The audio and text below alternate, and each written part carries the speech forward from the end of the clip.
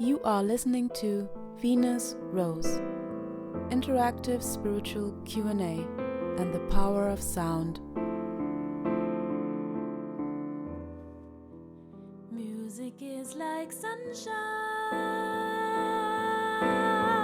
Hello, conscious souls. How are you feeling? Home. Sweet home? We have summer in the northern hemisphere. A short but intense heat wave has briefly graced the place where I live in the last days. Almost 40 degrees Celsius. It was quite hot. Like following the water flow of a big river, the energy of Cancer runs through our emotional bodies. The theme of home is my focus for this week's episode and everything emotional around this topic. The cosmic energies of July invite us to ask ourselves what truly has meaning for us, in the sense of what is of substance in our lives. Who or what inspires you? Feel what makes your heart, or better, even your soul, sing, and dive deep into that.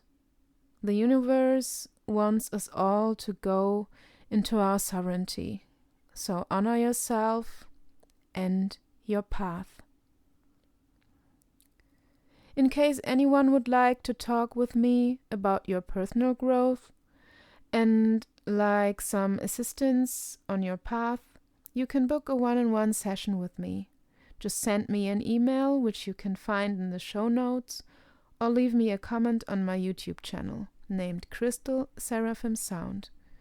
Oh, and don't forget to send me questions, even if it is not about the topic of the week or the theme of the month, since it changes and I need to sort out what fits anyway. I will find a place for your question. Leave it on my Instagram or send it via email as well. You can also leave a comment on YouTube if you like.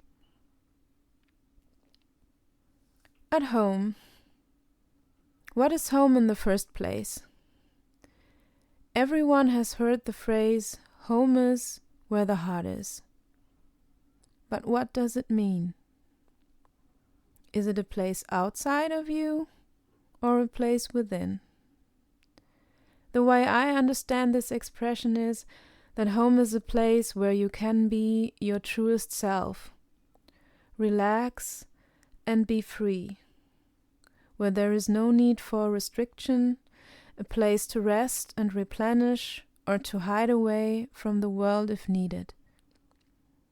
Whether it is with a person or a place, it is a field of energy that resonates with you in a way that you can feel like being held. Can this also be a place inside of yourself? I would say definitely yes, because I learned to foster this before mentioned qualities within me, so I can feel at home wherever I lay my head down. In what kind of home you were brought up as a child defines a lot on how you approach the world. If you had a place where you felt safe and nourished, it is more likely that your basic trust has been solidified and you are able to be more grounded in the world in general. If you were raised in a place where all your physical needs were met, even a friendly environment, but it still wasn't safe from a psychological standpoint, and not enough warmth, where you have been held in someone's arms long enough for your system to relax, it is most likely that you are not as trusting in life as others might be. I said being held in someone's arms long enough because every being has its own requirements of physical touch to feel satiated and fulfilled. To find a physical room in which you feel good is a beautiful thing. Has anyone heard of Mr. Pete Nelson?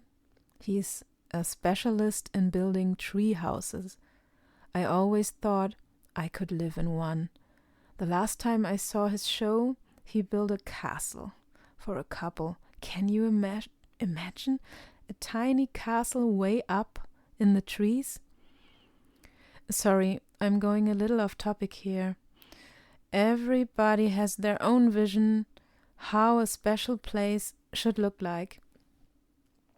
Independent of how your home looks like, most of us choose to share a space with others. This in itself holds challenges. No matter how much we love our kids, pets, spouses, family, friends, or roommates. The first question that was sent to me: is there something I can do when my husband and I have a longer phase where our different moods are not on the same level? Thank you for the question, and I am glad that you say a longer phase, since everyone who has lived together with another being knows there is no way that our moods match all the time. If you are on a high where you want to have fun and do things while your partner does not feel like pursuing anything, you could think about something that you both enjoy usually and make a proposal for that activity. On a spiritual level, it is needed to look at the reason why someone is behaving a certain way, perhaps aggressive or tired. Simply, often very unbalanced. That is not easy to find common ground. Is it a health issue, for example? If someone does not feel fine, it is no wonder he or she is not in the mood to have fun. Whatever it is, it needs to be addressed healthy. In a shared talk. Sometimes people do not even realize they are in a miserable mood for weeks if they cannot reflect it with someone. So, crucial would be to identify what is underneath the mood and go from there. Flower essences can be of help if your spouse is willing to take it. For people who like water, I would recommend to go swimming. Yes, invite your person into the water, even if it is only the bathtub. Water takes the information out of the subtle bodies, and whatever pressure prevents someone from moving forward can be released. My second question: is there a possibility to find a way to consciously regulate my emotions with others at our small place we call home? Thank you, Christina, for sharing your question. I think it is a very common thing you are describing, especially if you all live in a so-called small place. Whatever you call small implies that there is not enough space for everyone in your home, at least seemingly not for you. You ask how to consciously regulate. To me, it sounds like that is what you are doing all along. Regulating emotions is not really possible. They show up and need to be addressed somehow. It means something is underneath that wants to be acknowledged. And I am not saying kick and scream like a child, but you need to take a look at them to honor yourself at some point. Otherwise, it will all burst out one day, or go inside and your body comes up with a disease in order to get your attention. Back to your home situation. If it is not possible there, try to take a time out somewhere else. Not enough space is more than a tricky thing, because you are not able to relax, even physically. And when you put your regulations in place to further restrain yourself, it puts more pressure to your system. What you can consciously do, apart from the timeouts you should try to create that I already mentioned, is focus on your breathing. In the last episode, I talked about the vagus nerve and the parasympathetic nervous system that needs to be activated. Our breath is sacred. Breathe in, and your exhale should be longer than your inhale. This simple exercise can help balance out the sympathetic and the parasympathetic nervous system. Go for a walk in nature to calm down cortisol levels. If you can, meditate. There are walking meditations too. As I always say, go for music. Use headphones.